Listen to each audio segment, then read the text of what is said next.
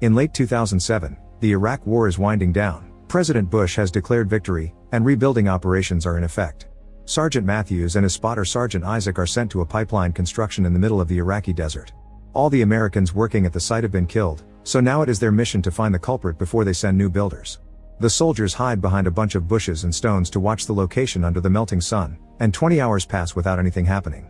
Matthew begins growing impatient and starts to think there are no Iraqi soldiers left, and considering the scattered bodies, the site must have been attacked by a team that left after completing their mission. Isaac points out there are no signs indicating a big group moving around here, and points out that because all the workers were killed by headshots, this could have been done by the legendary professional Iraqi sniper known as Juba.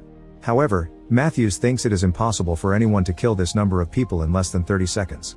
Eventually Matthews finally gets tired of waiting and goes down to take a closer look at the location after asking Isaac to cover for him. Isaac explains his scope is becoming unclear, and Matthews teases him for not changing it sooner, but this one is important for Isaac because it used to belong to a fallen comrade. Then Matthews goes from body to body looking for clues and begins believing Isaac's theory when he confirms everyone died from precise headshots. He goes to the middle of the site to figure out the possible direction of the shots while Isaac begs him to retreat, but suddenly a shot is heard and Matthews falls to the ground, suffering great pain in his abdomen. Desperate to help his friend, Isaac runs down in a zigzag path to avoid any incoming bullets, but when he is about to reach Matthews, he gets shot in the leg. Isaac has no choice but to leave Matthews behind and run to hide behind a broken wall.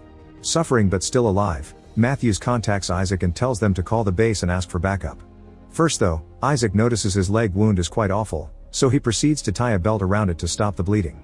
Then he grabs his radio bag and tries to contact the base, only to discover he has no signal because the sniper had shot the antenna. Suddenly Matthews contacts him again and asks him to spot the sniper so that he can aim at him, ignoring Isaac when he warns him that the sniper will notice any movement and shoot him again. Isaac starts working on making a hole in the wall with his knife to insert the scope, only to get his hand hurt by some falling rocks. Matthews then proceeds to attempt to reach for his rifle, only to pass out because of blood loss. Not wanting to end like his friend, Isaac uses a blade to remove the bullet from his leg, which is an extremely painful process, then he bandages the wound before passing out as well. Sometime later, Isaac wakes up when he hears a strange noise coming from his earpiece. It turns out to be an officer from the base, and Isaac immediately begins reporting the situation and begging for medical supplies. However, he begins to get suspicious when the officer asks him lots of weird questions, and most importantly, he requests him to either tell them his exact position or stand up and fire in the air, claiming it is for the helicopters to drop the supplies accurately. Isaac points out this is against protocol and will put him in danger, and when he begins paying more attention to the man's words, he realizes his accent is not American. This is Juba the sniper, who has hacked into the radio frequencies to try to set a trap. Isaac does not fall for it and calls him out, but instead of hanging up, Juba begins asking him questions, claiming he wants to know Isaac better. Isaac tries the radio again, but it is still not working. Juba insists on making his silly questions, and when Isaac refuses to chat back, Juba threatens with shooting Matthews again, which is risky because there is a chance he is still alive. Isaac agrees to chat for a while and asks Juba to go first while he begins drawing a map of the site on the dirt to calculate the bullet trajectory and find the possible location of the sniper. Juba tells him he is just a regular Iraqi citizen that wants to save his country and asks Isaac to tell him about his family, but Isaac points out that is too personal. Then Isaac makes fun of Juba's reasoning, saying that he is killing the people that are actually trying to develop the country by bringing schools, pipelines, and infrastructures that will boost the local economy. This makes Juba laugh, and he explains that the money made here will be sent back to the USA later. As time passes, Juba keeps asking questions, but Isaac continues to refuse to say anything personal about himself, making Juba threaten to shoot Matthews again. However, Isaac does not believe him anymore. To prove he is dangerous, Juba tells Isaac the name of the previous owner of the scope and that he is dead, quoting Matthews' earlier teasing. This means Juba has been listening to their conversation since they arrived. Using his scope, Isaac notices one of the dead men has a radio with them and he drags his body to the edge of the wall, but not even using a piece of wood he would be able to reach it without exposing himself. Next, Isaac tries to drink some water from his bottle only to find it empty because of a hole in it, which Juba confirms he did on purpose. He also admits he did not miss any shots, he specifically shot the bottle, the antenna, and Isaac's leg in order to put Isaac in an unescapable situation and make him die slowly, which he will enjoy hearing through the communicator. When Isaac finds the bullet he took off his leg, he takes a closer look and begins calculating the weapon model Juba has by making some sneaky questions. He also calls Juba a terrorist, which makes Juba laugh again as he points out that the Americans are the ones illegally entering a foreign country with weapons ready to kill people. While Juba talks, Isaac does some more calculations and looks through his scope to finally reach the conclusion that Juba is hiding under a huge pile of trash. He has been under these harsh conditions for a long while, not to mention the overwhelming heat, meaning this guy truly is a professional. However, Juba denies being the famous sniper and once again claims to be a regular Iraqi man. Judging by his accent, Isaac guesses Juba must be a former US Army officer that betrayed them, but Juba dismisses this as well and explains he only kills people that attack him first. In return, Isaac shares the story of how he met his best friend when he was a child and how they enlisted together later as adults. Soon dehydration and exhaustion begin having a hard effect on Isaac, who falls to the ground as he hears Juba tell him he will staple his tongue to his chest. Next, Isaac tries to trick Juba by putting a jacket and helmet on his rifle and waving it above the wall, but Juba does not fall for it. What does fall is the helmet, landing on the other side of the wall, so now Isaac cannot protect his head either. Such a silly mistake is the sniping point and makes him cry. More time passes, and Isaac becomes desperate enough to try to take a risk.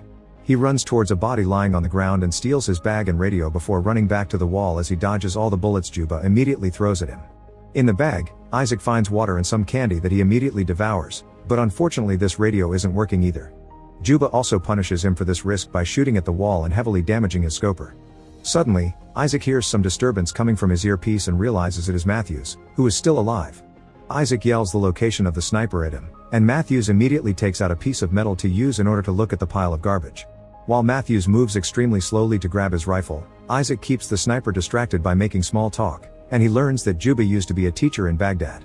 When his students got killed during an American attack, he decided to get revenge. The wall Isaac is hiding behind is the ruins of said school.